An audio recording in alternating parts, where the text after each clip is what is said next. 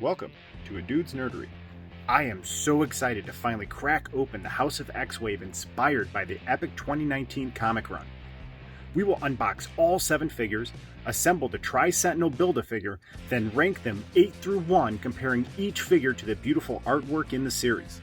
We will also integrate how well it captures each character's contributions to the story and pivotal moments from the book by recreating those scenes with these figures. Also, we need Storm immediately in this updated uniform. Dude, this might be my favorite Storm of all time. Kicking us off at number 8 is Marvel Girl. Part of why she comes in at 8 is because she does not have an outpact other than to be part of a mission to destroy a mother mold and orbit around the sun. I really do enjoy this version of Jean Grey though. She has an awesome face sculpt. Love that you can see her eyes real well, and the Marvel Girl mask is a really cool touch in contrast to her crimson hair, which is flowing beautifully. Even though she has all that hair, you still get decent head tilt side to side, looks down real well, but looking up is limited because of the back of the hair. One difference between her and a normal female body is she rotates right at the waist instead of at the chest.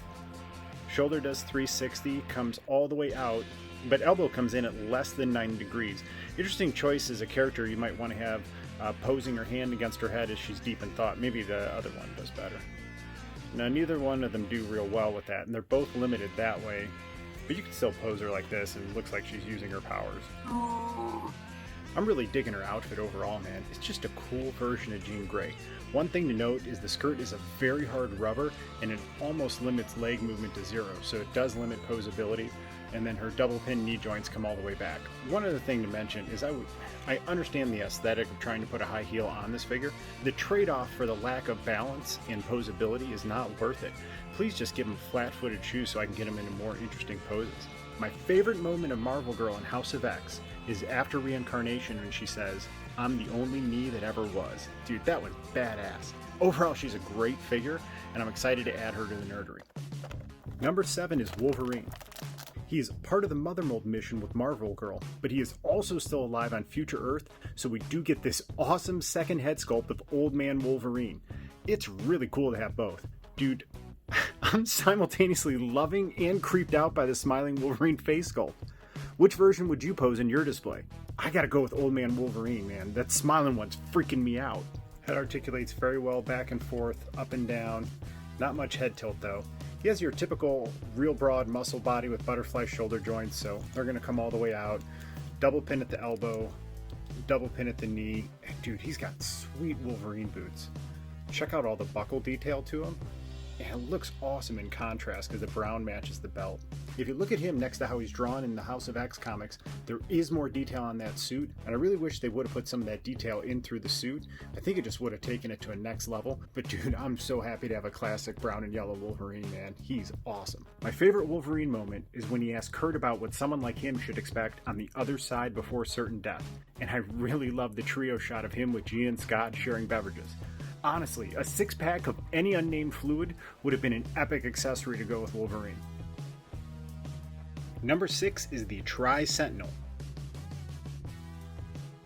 The Tri-Sentinel doesn't have much impact on the story, but does look and act menacing in a few frames on Future Earth. The shiny purple in contrast to the black and silver really do pop on this figure. Check out and appreciate all the detail put on that mold.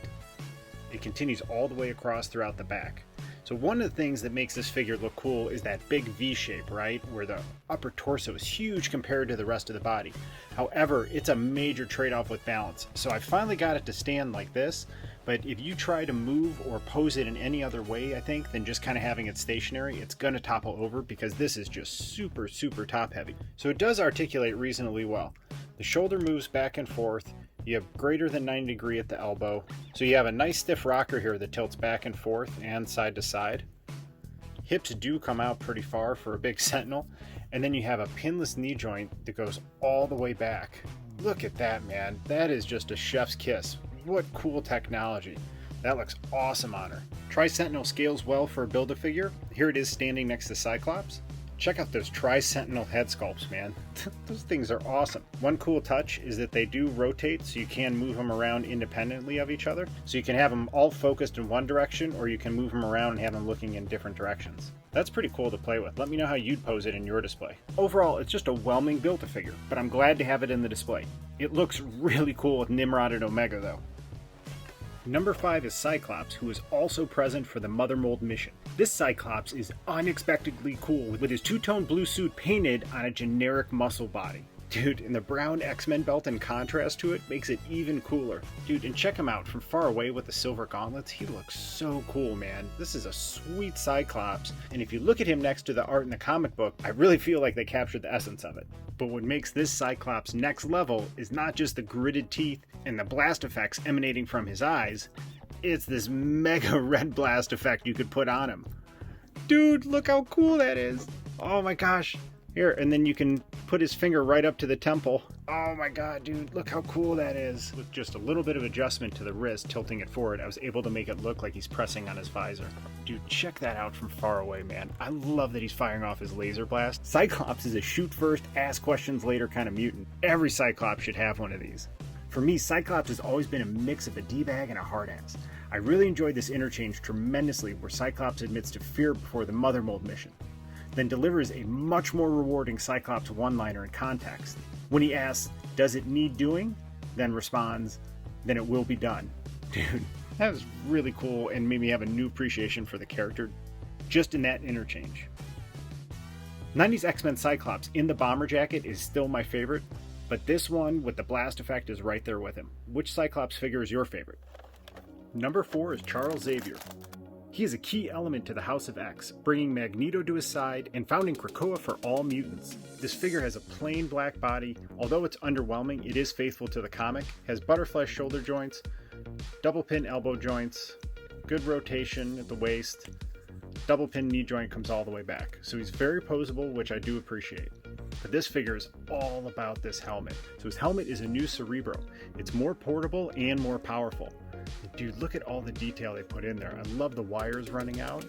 Look at all the tech in the back and on top. That's a really intricate carving, and the X on the front looks sweet with his stoic face, man. Super cool. And he poses so well that I can put his two fingers up to his head like he's focusing, which you absolutely have to do if you have a Professor X, right? The second head sculpt is Professor X focusing with telekinetic waves behind his head. I think I'm going to use this with my 90s X-Men Professor X. It looks pretty cool with it, right? House of X has a more forceful Charles Xavier who has realized the path to peace must come through mutant power and sovereignty. He declares all mutants can claim citizenship and mutants will only be judged by mutant law. My favorite moments are him in conversation and posing with Magneto, man. They just look awesome together. Number 3 is Magneto the White. Let me be clear, this is a definitive Magneto figure, man. Even though it's on a generic big muscle body and it's painted white with black stripes, it looks phenomenal on him with his cape and then silver and white helmet. Dude, he is just freaking cool, man. Look at him. And the cape just fits and molds on him perfectly. So much better than the older Magneto figures. Instead of a normal plug, they have like 2 shark fins, and I think it just holds it and stabilizes it in place. Because whenever they had a peg, it just would pop out real easy. Magneto's head has great tilt all the way around, back and forth, which is awesome, man, because he is so menacing. Just a tilt of his head is actually can be terrifying, don't you think? Has a white belt with silver details. Looks great against his silver gauntlets and then silver on the cape and the helmet. I really enjoyed getting to see the arc of him fully committing to Charles Xavier and his cause. The moments of celebration between he and Charles were really cool to see. Coming in at number 2 is Moira MacTaggert. Yeah, I know, I'm just as surprised as you are. A major reason why Moira is at number 2 is because she's arguably the character and corresponding figure that shaped the arc of this entire story, and I'm just as pleasantly shocked by the visual execution on this figure. First of all, she has a striking head sculpt, fogged up glasses, you can see her eyes underneath, lips are executed well, hair's kind of messy like she looked in the comics like a scientist. So in this outfit, she's working in her lab on a cure for mutants. This is where she learns that once she dies, she is born again to the same parents over and over again. She retains all her memories and skill, and then she can make new decisions and live a different life. A mutant named Destiny exposes this, and then Mystique kills her. And then she's reborn again with this knowledge that she should not create a cure for mutants, but rather work to help them. Head moves well with all the hair on it. Shoulder comes all the way out. Slightly greater than 90 degrees. So under the lab coat, you have a typical female body, rotates just under the chest in a 360 degree manner. Unlike Marvel Girl, this skirt is a much softer rubber, so she can kick all the way front and back, and that does not limit her movement. But I really appreciate like the two-tone purple with the white lab coat, glasses and hair, man. That's a really cool look. Once you remove her white lab coat and white arms, you could put these other arms as well as a different head sculpt on. So you get a 2-for-1 with this Moira, which is really cool.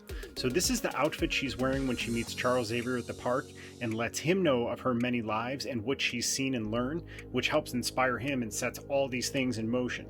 They did make a change, as you could see from the comic, where her outfit was in green, but I do appreciate them changing to the purple tones. Otherwise you would have had two figures and a lot of green in this wave. So even though it's different from the comic, I do appreciate the decision they made there to make them look visually different in the display. So with this Moira, you got a choice. You can either pose her when she's meeting Charles Xavier and putting plans in motion, or when she's in a lab and dies a horrid death. What would you do? Let me know in the comments below. The easy #1 figure from this wave is the Omega Sentinel. It is the most unique and arguably coolest looking figure of the entire group. It adds an entirely new dynamic to my X-Men display. I have all these figures in other forms except for Moira, but nothing like this Omega Sentinel.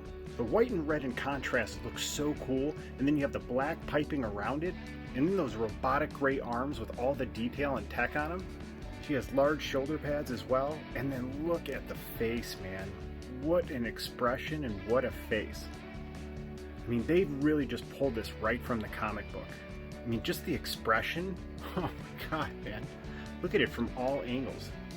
Perfect color, perfect paint job. Head tilts down and up really well and looks side to side, but you don't get any head tilt. But again, man, just that expression on her face looking at you like that, that's enough for me. When you look on the body, she has silver gears, again complementing the red, white, and black in contrast. But wait, this figure gets even cooler. 2 nanite blasters that transform right out of her forearm. Dude, she was already really cool, but look at the sculpting on that. That is one mega blaster. Holy cow, it rotates 360 like this, but does not bend at the elbow. This one does bend at the elbow, not 90 degrees, but I do appreciate the movement with it. And then you do have orange paint detail on there as well. And it's really cool because it looks like it's glowing, and then this one looks like it's about to blow your head off. Dude, check her out from far away. Well wait, there's more! Second face sculpt might be cooler than the first. Look at the hair sculpt on her, man.